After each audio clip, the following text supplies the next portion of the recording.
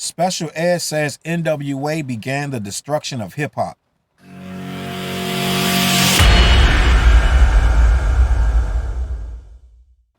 What up, words? Your boy Charles Brown back again talking facts. Hit the like button, hit the subscribe, hit the notification bell. Okay, man, this one is touchy. This one is very touchy, and I'm going to tread lightly, low-key. It's like, you know, I ain't going to tread lightly. This is what I do over here, talking facts. Let me just jump right in. I'm from the hood. You probably from the hood. A lot of us from the hood. A lot of us did dirt in the hood, and a lot of us seen a lot of things, right? We grew up a certain kind of way, and some of us chose to embrace that and dive headfirst into it, and some of us chose to go a different route and move out of it. And either way, neither one of them are right and wrong. So when Special Ed is saying NWA started the destruction of hip-hop, no, it's not true. And I mean, the short answer is not true. But what the long answer is, and this is much more convoluted than that. He's talking about the corporate destruction where they started to use the indictment. Well, not indictment. When the FBI contacted NWA and told them to no longer promote, endorse, or perform after police, or they would be arrested, detained, and charged. They was in essence trying to silence them and take their freedom of speech.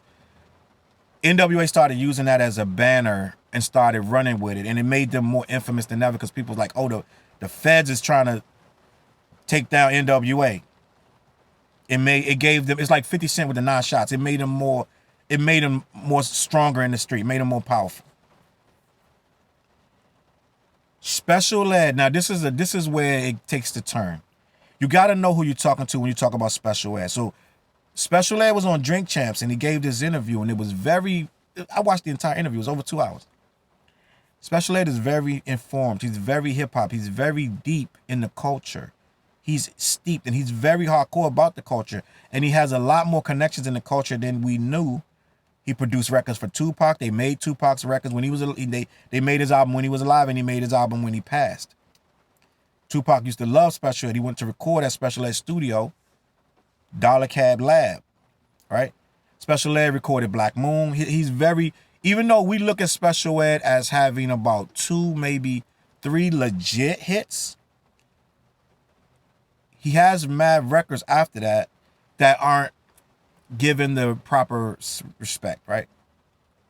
Even I myself was like, after the second album, you know what I'm saying, I really want to check it for Ed like that. I listened to it, but it was like, all right, times have changed, things have moved on. Special Ed wasn't resonating because you got to think, Special Ed was like, I'm your idol, your highest title, which he said he wrote when he was like 15.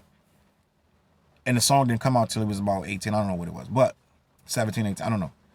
But end of the day, Special Ed was more of a freestyle, free spirit. He just piecing words together. I'm your idol, your highest idol, numero uno. I'm not a Puerto Rican, but I'm speaking so that I got the gift of gab. You know what I'm saying? It's like, it's just more so just rhyming. And then as things progress and it got a little more harder, let's say, right? As hip hop became to get your Onyx, throw your guns in it. I remember vividly when Onyx dropped that. But even before Onyx, you had NWA, you had Ice Cube. But even before that, you had Ice-T, and even before that, you had Schoolie D doing the gangster rap, right? As that started to progress, because Special Ed came out in the 80s, late 80s. But as it started to change, the narrative and the culture, and corporations started pushing more of a hardcore sound, Special Ed style started to become a little, and you could even see him trying to edge his style a little bit. I never go back. I never come back. He started to try to edge his style a little bit more rougher, and even Daz effects of that. You know what I'm saying? Like at one point, the bum stickity bum was cool, but then it became, what's up? We done with the bum stickity. So then it's like, it became, we came hoodies up, and we, you know what I'm saying? We kicking it in the sewer, like whatever. But end of the day, as hip hop became darker, Special Ed started to kind of, as all acts do, fizzle to the side a little bit. So we kind of don't respect. Now, I'm not going to say respect. We kind of don't acknowledge Ed the way we should. But he's a very, very important piece of this culture, because even after he musically wasn't in people's sphere, right? He wasn't a part of the ecosystem. He was behind the scenes, a very big part, because everybody had connections to Ed. He, like I said, he had the studio. He was doing this and that, putting this guy in place, that guy in place, positions. There's a lot of chess moving behind the scenes. Ed started promoting and booking rappers himself. He said he went and did a show and they treated him so well. I believe he said it was Prince. He said that he booked me and he treated me so well. I decided I wanted to do the same thing for other artists. So he started booking artists himself. And this is amazing. Somebody that had the foresight to understand years ago, because I got into artist booking. I did that for 15, 20 years, booking artists, right? My resume is long. I booked a lot of rap artists, right? And he had the foresight earlier. Just because I'm a rapper, it doesn't mean I can't book other rappers. He said he booked Nas and a lot of other people. So he was instrumental in a lot of the movements of hip hop itself behind the scenes, even though we weren't buying his records physically and we weren't like, yo, putting Special Ed in our top 10, top 15, which he rightfully, I can't argue if you put him in your top 20, top 50, whatever it is, right? Your top 10, your top 5. If Special Ed is your top 5, that's you. You can enjoy that. So there's nothing wrong with that. So what I'm saying is Special Ed is well steeped in the culture. He's for the culture. And a lot of his views are controversial. If you go watch the Drink Champs interview, not only did he say NWA began, we're going to get to the NWA. Just stay with me. We're going somewhere. Not only did he say the NWA was the beginning of destruction of hip-hop, which I'm going to explain what he meant. He also said that all of the hip-hop 50th anniversary shows are appropriating the culture. And Nori asked him, why do you say that? He said, because a lot of them are people that have nothing to do with the culture, making decisions on who should get on the shows. And I'm going to do another video more in depth about that because it's too much of that to spill into this one. But he doesn't agree with all the hip-hop 50th anniversary shows. He said if they're charging tickets, then they shouldn't be considered in a hip-hop show because the shows should be free.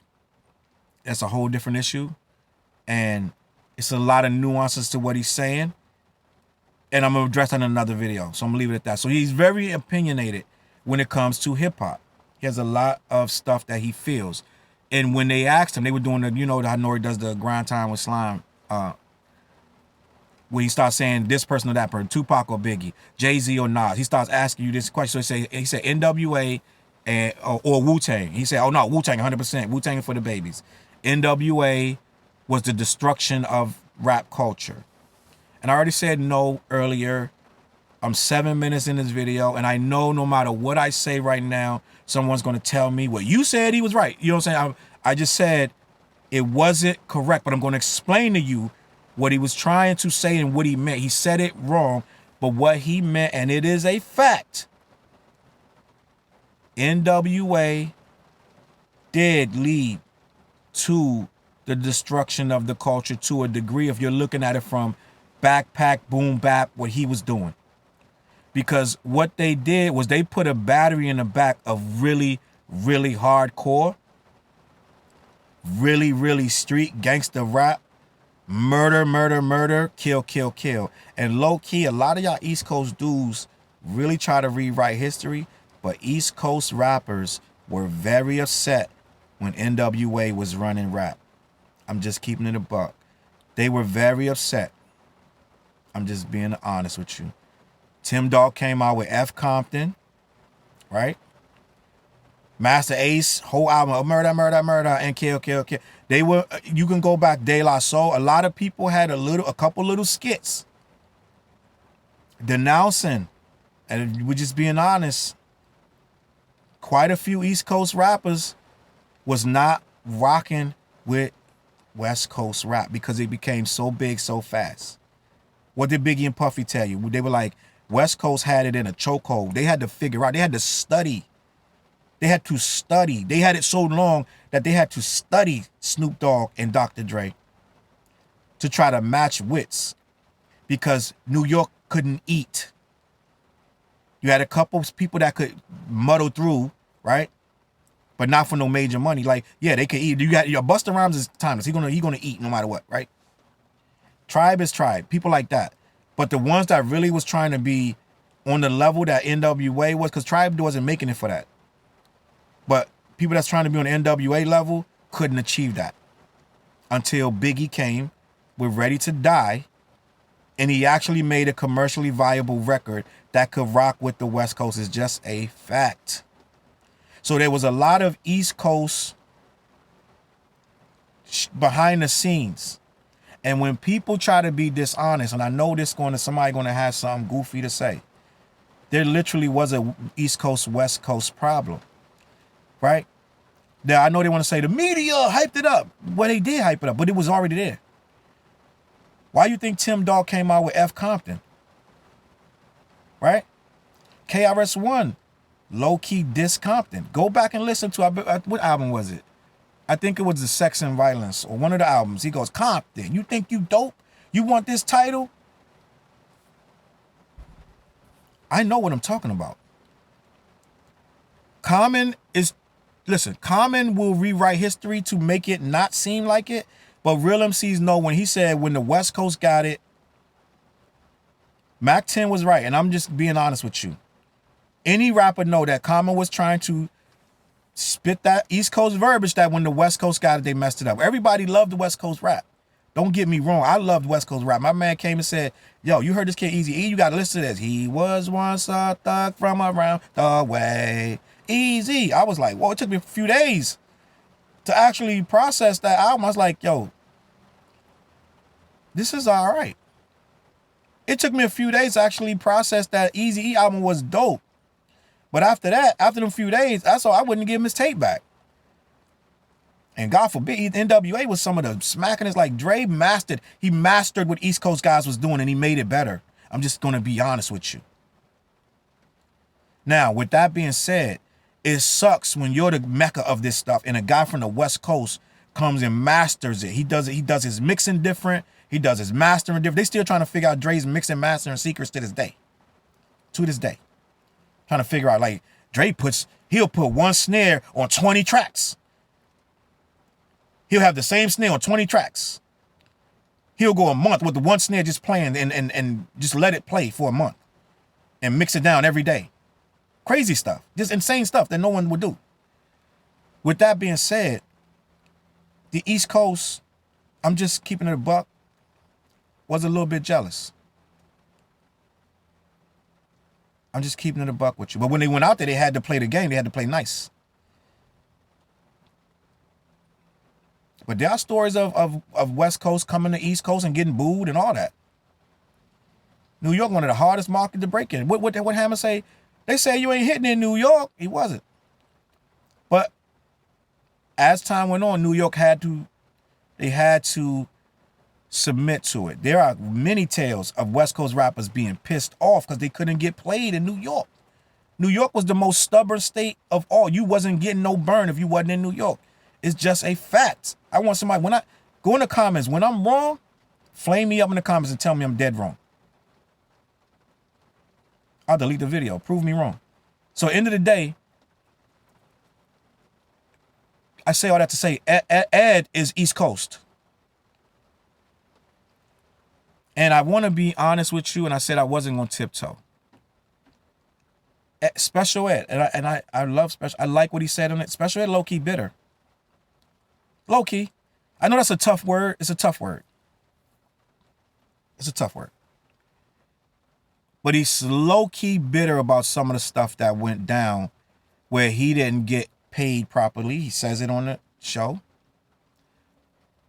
And that East Coast bias, you got to think of the question. Again, I'm going to keep reiterating because I know somebody in the comments going to say I was dissing Special Ed or something. Like, no, it's all respect to Special Ed. I'm just calling it like I see it.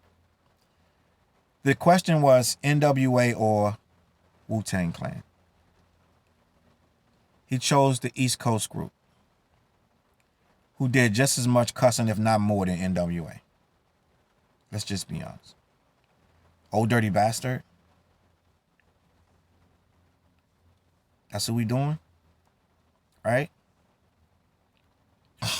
Like old dirty bastard, bro. Taste it again. I like it. You talking about Old Dirty Bastard? One of the most, yeah. And you're gonna say NWA was the destruction? So what I'm saying is this: it's low key a bias of East Coast bias. I'm just being a buck with you. Special ed, low key. Now, what was funny though, people in the comments are like, wasn't you signed to Dr. Dre? Wasn't you signed to Dre for a while? So how now all of a sudden he the destruction of hip hop?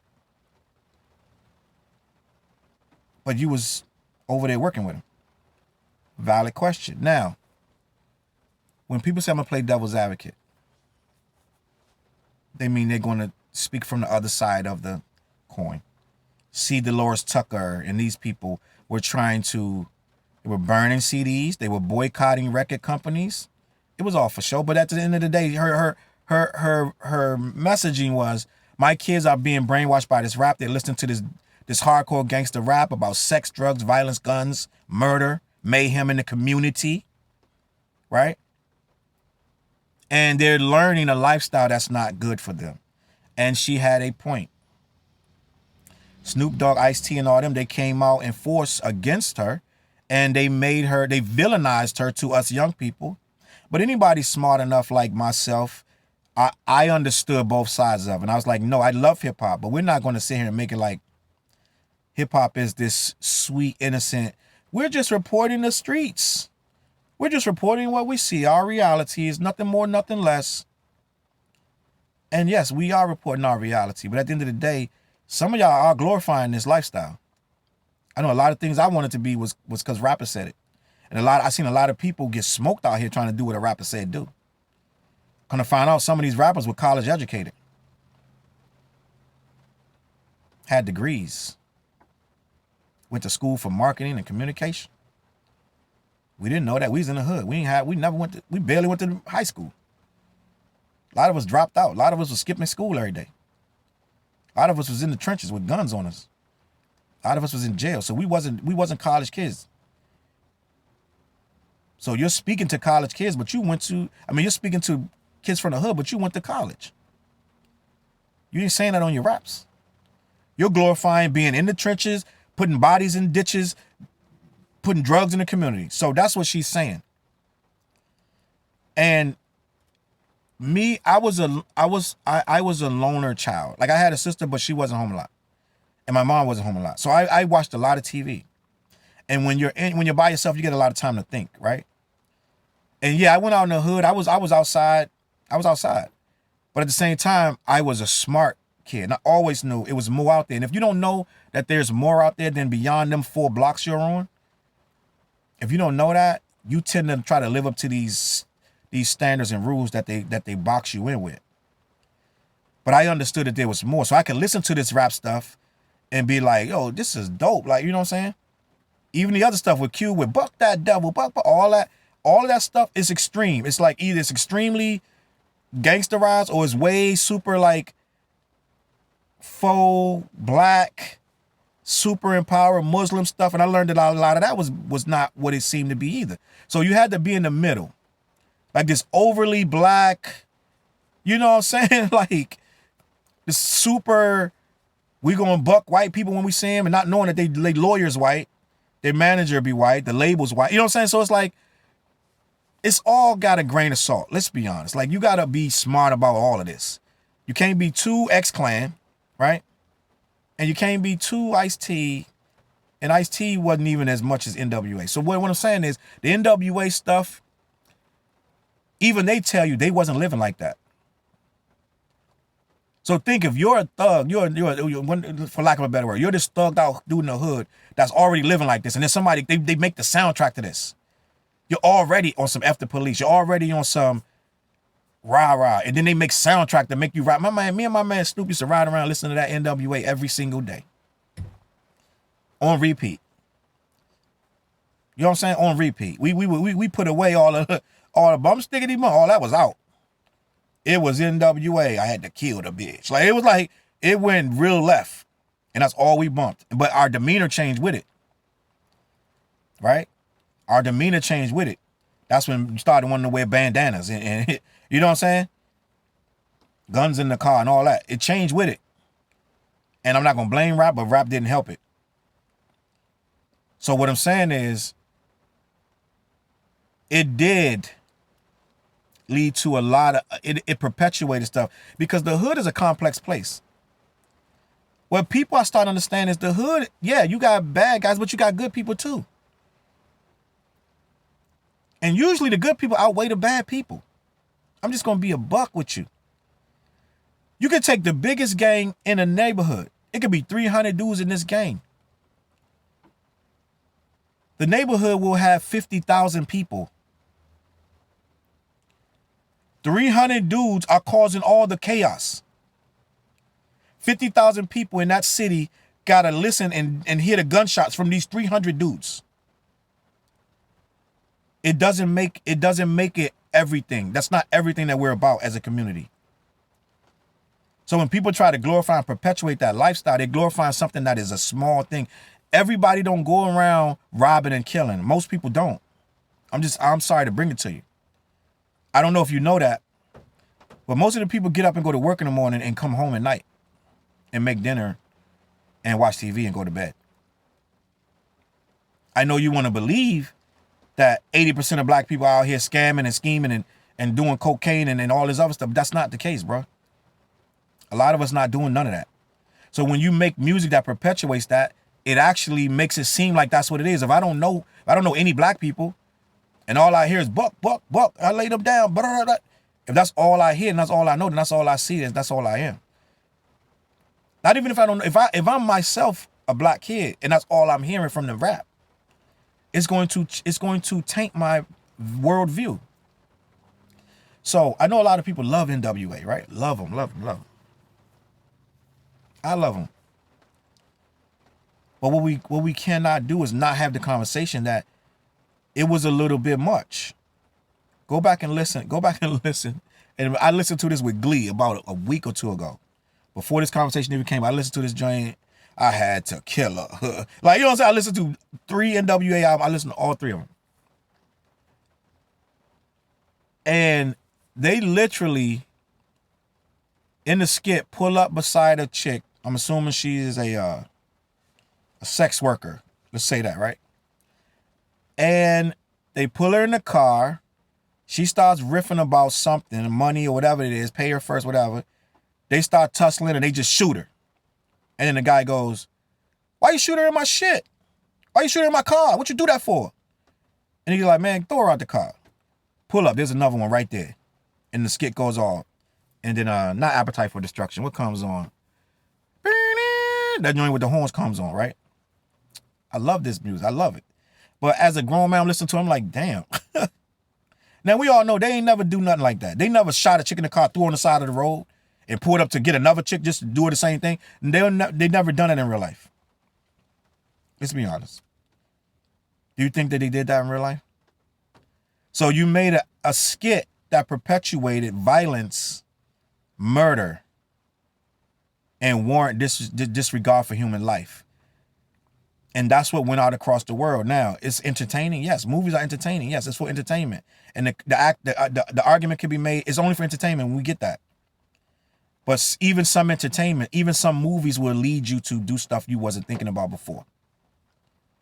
And that's all I'm going to leave it at. But I'm not going to say they led to the destruction. Special Ed was bugging, and I initially thought he was drunk. I chalked it up that Special Ed was drunk because he was on Drink Champs, but he don't drink no more. He haven't drank in years. He said he don't drink because it's poison. So he was clear mind, clear head. And he said they led to the destruction. So he meant that. I think what he was trying to say was they led it to a darker and harder. They made hip hop lean toward, because corporations started to sign that. At one point, even I remember, damn, everybody's gangster rapping now. Like, you couldn't be a battle rapper. You couldn't be a nice, you just couldn't be nice no more. Yeah, you still had MCs from the West Coast, High Roll, Glyphics, Dale the Funky Homo Sapien, Chino XL. You had, who else over there? Damn. All the dudes from High Roll, Souls and Mischief. Just a lot of spitters over there, right? Raz Kaz, just a lot of spitters. But for the most part, NWA ran they ran the game for years. Even after Cube left, they still was running that game. So, in hindsight, we're not going to say it was destruction. I think the word destruction is what got everybody panties in a bunch. Did they destroy hip-hop? No, they didn't destroy hip-hop. But they did lead a way where most of the negativity started to permeate. There was no balance. When NWA came out, there was a balance. After they came out, there was no balance. And I think that's what he's trying to say. And if we're being honest, they did disrupt the balance of hip-hop. Let's be honest. Did they destroy it? No, but they did disrupt the balance. They leaned it one way all the way to the left. For a while, 80% of everything that came out, they wouldn't sign nothing unless you had on do-rag, khakis, you know what I'm saying? Unless you had you was in a low rider. At one point, your MTV Rap looked like the West Coast show. Every video after each video, Dub C. Every video after the next one was, you know what I'm saying? It was West Coast gangster rap, and it is what it is. Let me know what you think in the comments. Go to my website, CLBMG. Check out what we got over there. I got a bunch of new affiliates. Click the links. If you support what we're doing over here, you want to help the channel, go down below. I got my merch down there right under the screen. You can see a bunch of t-shirts and things like that. You can purchase right from YouTube. Click that. You can buy the merch. Also below those links, I got some sponsors in the links. You're going to see ShotsBox. That's a whiskey provider. You're going to see Beer Brand. You're going to see Skullcandy. You're going to see AvantLink. You're going to see, I guess, a whole bunch of new sponsors down there. Make sure you support the channel. We're trying to grow. You know what I'm saying? If you like the content, you want to hear these types of conversations, the channel has to be supported. All right? Let me know what you think in the comments. I'm going to catch y'all on the flip side. Peace. CLB.